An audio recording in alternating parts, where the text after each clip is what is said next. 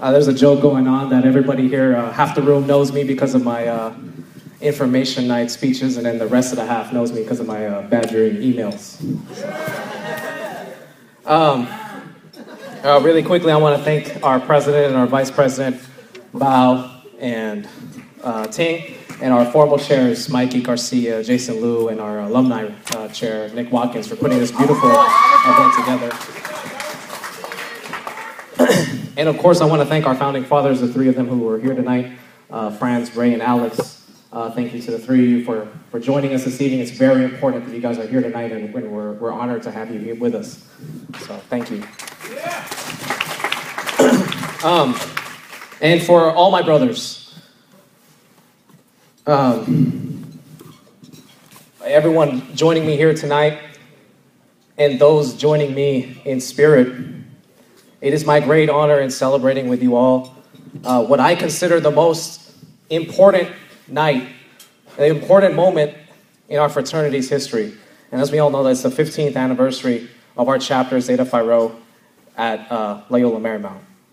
Now, I can't speak for our founding fathers, but I mean, I can only imagine how surreal this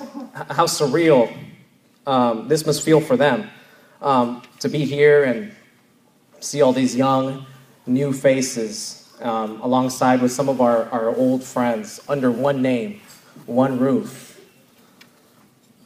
I mean, as surreal as that feels for me, that must feel twice or three times surreal as it feels for them, or even some of our brothers in our early classes. You know, from what I hear, it was a cold night in November in 1996 when our founding class established the 4th chapter at this fraternity. One with chapters in California State University of Long Beach, the University of Southern California, and the University of California in Santa Barbara. And who would have thought a small Catholic private university like Loyola Marymount would be in so early on something like this? It's truly amazing. For myself, it's been a long time coming as well. It's been 6 years since I crossed into this fine brotherhood.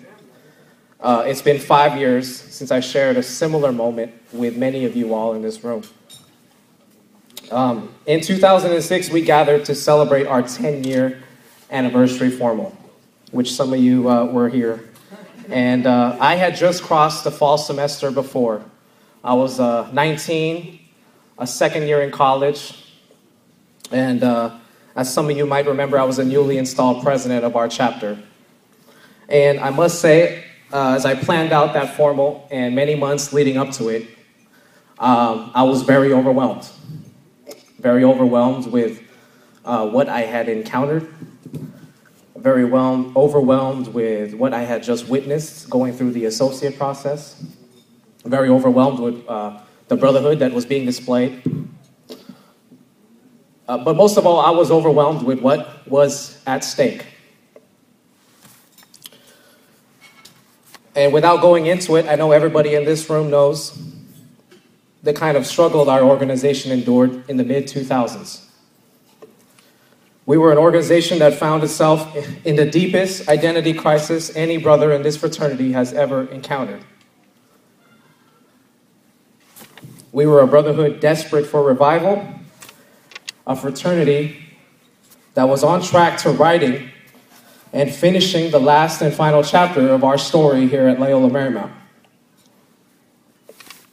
So perhaps overwhelmed was an understatement. You know, I remember sitting at my formal in 2006, listening to Alex speak to us all. I remember hearing him say, "I'll see you all at the 15-year formal. I'll see you all there." And again, very young, second year in college, newly crossed, I sat in my chair at that formal and I thought to myself, what is it going to take for what Alex just said to become a reality? What is it going to take for what that man just said to become truth? What do I need to do? What do we need to do to make sure that what he just said becomes our destiny. So, my brothers, as you can imagine, tonight is a very surreal moment indeed. Leading up to our 10-year formal, we had crossed 9 associate classes. And tonight, I'm proud to say, 5 years later, we are very close to have been crossing 9 more. We have welcomed more than 30 brothers to the Delta chapter since 2006, each of them bringing a story as diverse and unique as the stars in the sky and as the fish in the sea. Tonight, our chapter remains strong, our brotherhood remains true. In order for tonight to have happened, each of us has had to own up to our identity, alumni and active. Define for ourselves who it is we want to become and actually live up to who we say we are. That is why I have so much gratitude for my pledge bros in the Iota class and my brothers in the Kappa, Lambda, and Mu class who pledged and fought for everything we were in the mid-2000s, but still remained true to themselves. They didn't change for me as a president. They didn't change for me as an associate educator. They didn't change for me as pledge bros. They went through the process and they became brothers and they remained who they were and they remained unique. And they reestablished the things that this chapter, the Delta chapter, is known for today: loyalty, brotherhood, commitment, humility, diversity, talent, brotherhood, love. We are men with goals, priorities, values, dreams, good ideas. So like I said, tonight we celebrate the most important moment of our fraternity's history. The departure from a decade of our deepest trials into an era of unknown struggles that I have no doubt that we will overcome. To everybody in this room, I share with you all tonight what exactly will carry our fraternity, our chapter, for the next 15 years. First, a commitment to character. Once again, defining for yourself who you are, who the man is that you want to become. Starting with a look in yourself, myself, ourselves, will truly bring back to Zeta Phi Rho the genuine brotherhood that results from inspiration and admiration from all of our chapter. A never-ending focus on our individual character is what will feed this ever-so-burning flame that all of our brothers in Southern California have noticed has been relit strong, rekindled forever. Present day, our chapter lacks a unified and consistent effort on philanthropy. Some would say, including myself, that this, in fact, is the missing piece that is needed to bring our chapter to the next level. A level that would secure our moment in history and would glue the bonds and loose ends of every aspect of our chapter. Because you know what? For 15 years, we have combined each associate class to a growing active body, and our energy has focused entirely on our own structure, our own growth. And in the years to come, I hope and I pray that our active body soon realizes that we can only build within our own walls so far and so much. And when we reach out as one chapter and commit to not only the well-being of our active body, but the well-being of our community, then a blessing of redefined and never-before-known sense of purpose will be born. I guarantee it. Finally, my brothers, the bridge between active and alumni is, as we all know, is becoming longer and longer. As alumni, it is our responsibility. Let me say that again. It is our responsibility to continue to provide whatever we can to our young brothers in undergrad. While many of us have started families, some of us, including myself, have started ventures, new businesses, let us not forget that we have started a brotherhood. The need for a better alumni and active mentor relationship is bigger than it has ever been.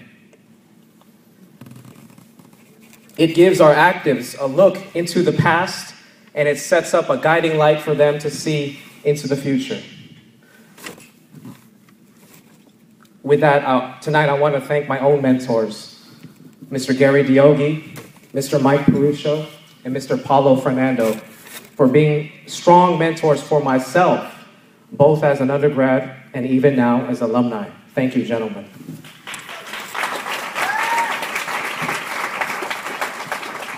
This brotherhood does not stop upon graduation.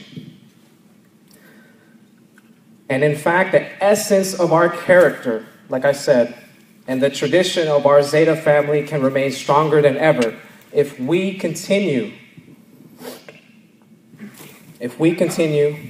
to actively provide a mentorship to an active body who at times, speaking from experience, can feel so left in the dark. Now, I know our early classes did not have mentors with a large alumni base, and that is the very reason our long-term focus must include a holistic chapter approach to planning and guiding the chapter of our future. It is because of your strength, because of your courage, because of your willingness to start this fraternity that we need your mentorship now more than ever. So, when writing this speech, I thought how it felt to sit in that formal seat in 2006. And I thought about how it felt asking myself those questions about how we were gonna get to tonight. So for any active sitting in their seat who may wonder those same things, I hope you look to these three aspects as your guiding light: character, philanthropy, and mentorship. So with that, I want to wish all of you a great evening. Enjoy that buzz. Enjoy the food. I want to congratulate Robert on his crossing, as well as his associate educator, Kevin. And I want to end by saying, I'll see you all at the 20. I'll see you all at the 25. And the one that I look most forward to, I'll see you at the 30-year anniversary. So my brothers, thank you and cheers.